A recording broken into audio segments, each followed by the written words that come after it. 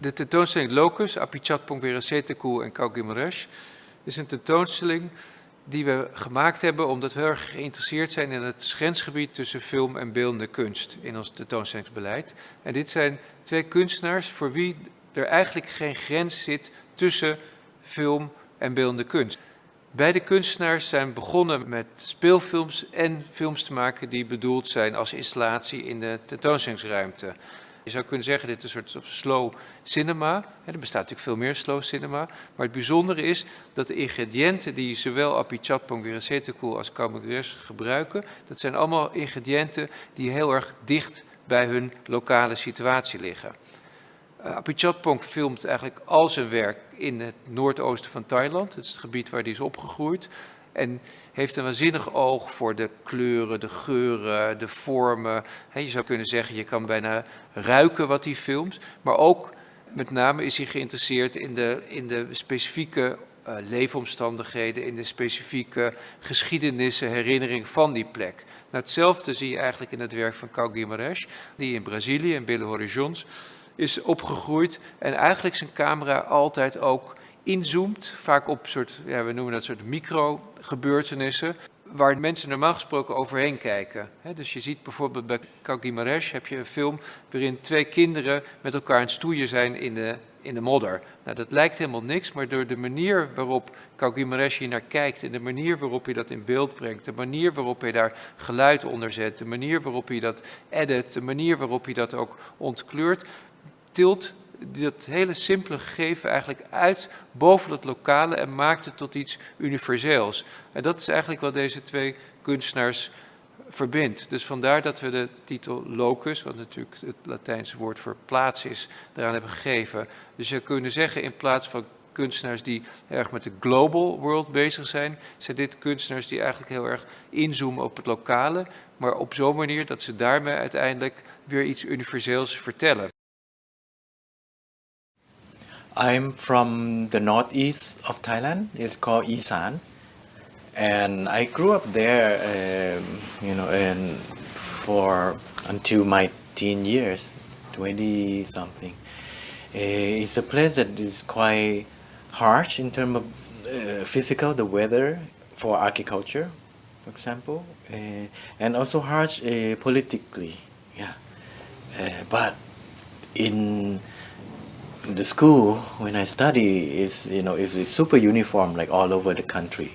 There's a sense of propaganda, these materials when you look back to them. Yeah. Later, when I start making movie, it's almost like an excuse to have this camera to go back and to travel the region and try to see this so-called local home, the meaning or the memory that somehow I think were cut out from the experience of childhood years. Yeah.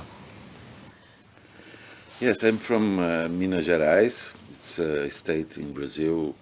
It's a huge state, like the size of Spain or France. I was born there and lived there for 50 years. Minas Gerais is a very interesting place, and I love to start things there. Is something about things that are very familiar, and I think you can search for universal things in very particular words.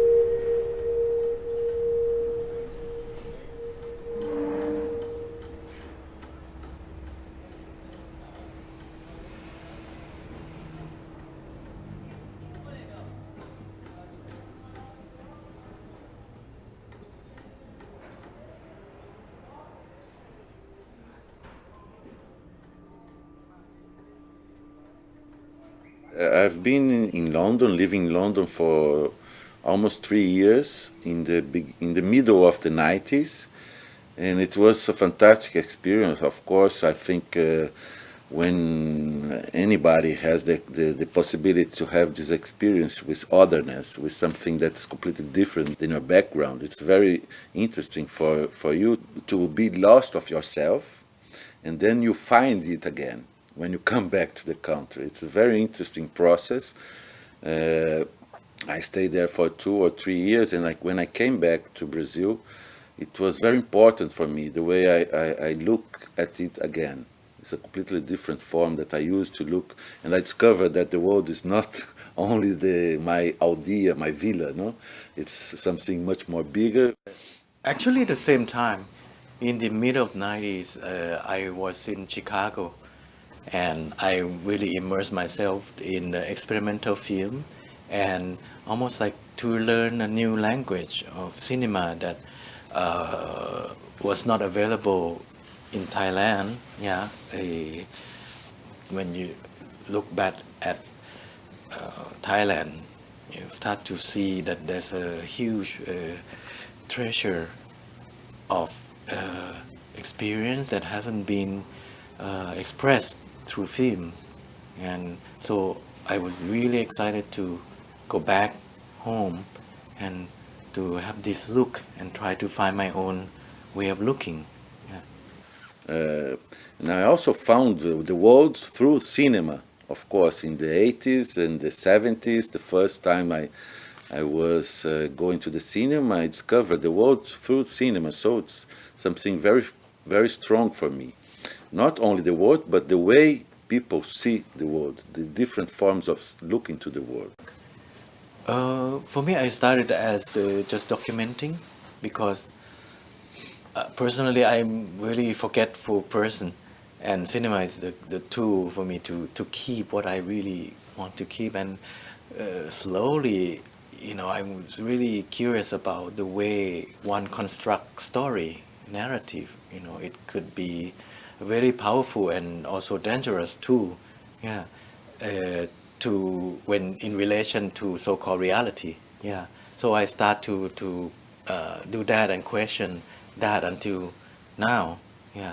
And I think starting from this personal record, trying to not to forget, and then to accept that image or memory is really transforming all the time. It's impossible to make it, really concrete, So the memory of personal memory or local memory also always shifting.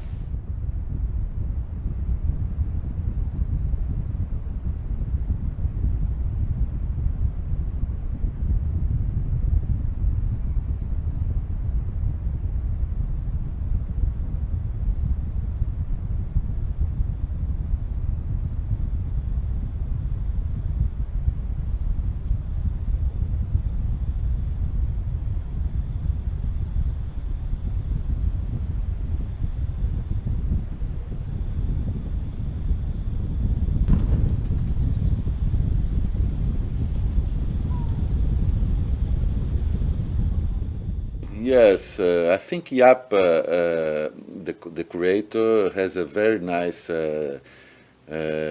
eye to choose had a very nice eye to choose some works that, in a way, make a dialogue with Apichatpong works, and they are in a way they are very different. When I've seen now the exhibition, I've seen in the first room, for example, we only have the presence of human beings in one work, and the other 4 works are more like what I say, microdrama of the forms. For me, it's the combination of more recent pieces and the project called Primitive from 2009 that deals with kind of exploration of this space, this village where they have a trauma in the past. But the teenagers that I collaborated with, they were not the ones that experienced this firsthand. They're secondhand kind of memory that they're holding, and then I'm like a third-hand memory. So I'm interested in this idea of passing along memory, and then the audience have been the other kind, and then pass along further. Yeah.